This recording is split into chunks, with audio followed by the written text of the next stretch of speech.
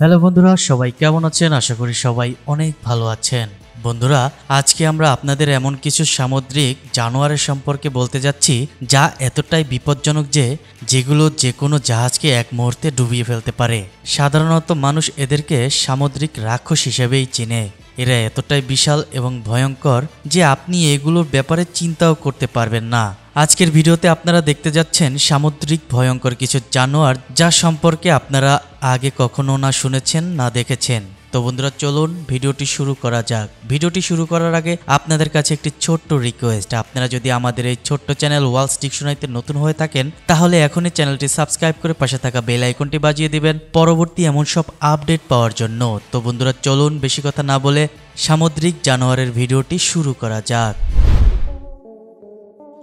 লেভিয়েথান এটা সবথেকে বড় সামুদ্রিক জানোয়ার। যতদূর জানা যায় এটা 40 ফুট লম্বা হতে পারে, যাকে আপনারা কোনো মুভি বানানোর সময় কাহিনীতে পড়ে থাকবেন।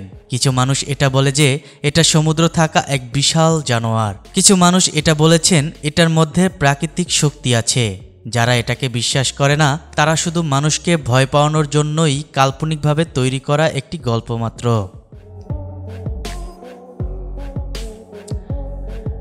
দ্য গিগান্টিক অক্টোপাস এটা একটি সামুদ্রিক রাক্ষস যা সমুদ্রের যে কোনো জাহাজকে ডুবিয়ে ফেলার জন্য বিখ্যাত বলে জানা যায়। এটার সাইজ 20 ফুট পর্যন্ত হতে পারে। এখন পর্যন্ত এদের সম্পর্কে আমরা অনেক ঘটনাই শুনেছি, কিন্তু আমরা এখনো এটা পৃথিবীতে থাকার কোনো প্রমাণই পাইনি।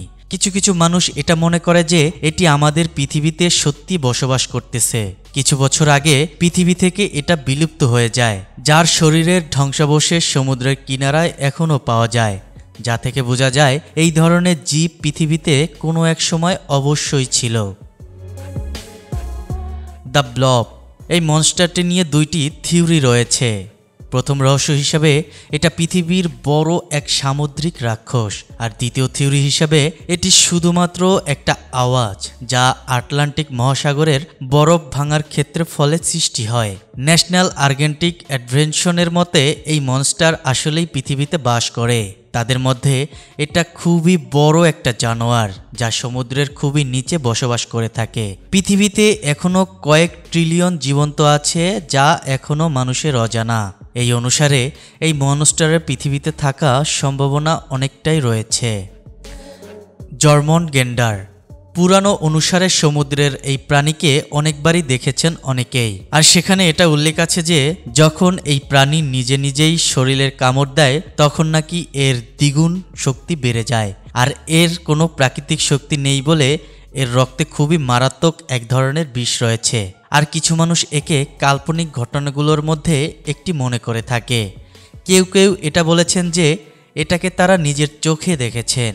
ডুবে যাওয়া জাহাজ থেকে বেঁচে ফেরা মানুষ এটা বলেন যে তাদের উপর এই জানোয়ার নাকি আক্রমণ করেছিল। ডেক্রুসুস ডাইনোসরের যুগের সময় সমুদ্রের সবথেকে ভয়ঙ্কর প্রাণীদের মধ্যে অন্যতম ছিল এটি। এটির শরীরের ধ্বংসাবশেষ জার্মানিতে পাওয়া গিয়েছিল।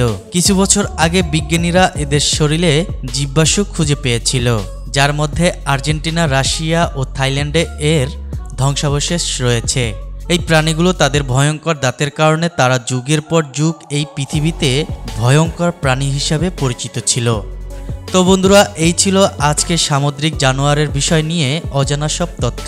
আশা করি আজকের এই ভিডিওটি আপনাদের সবার অনেক ভালো লেগেছে। যদি বন্ধুরা আজকের ভিডিওটি ভালো লেগে থাকে তাহলে অবশ্যই ভিডিওতে একটি লাইক এবং কমেন্ট করে আপনার সুন্দর মতামতটি জানিয়ে দিবেন। দেখা হবে আবারও কোনো নতুন ভিডিওতে। সেই পর্যন্ত সবাই অনেক ভালো থাকবেন, সুস্থ থাকবেন, নিজের দিকে খেয়াল রাখবেন।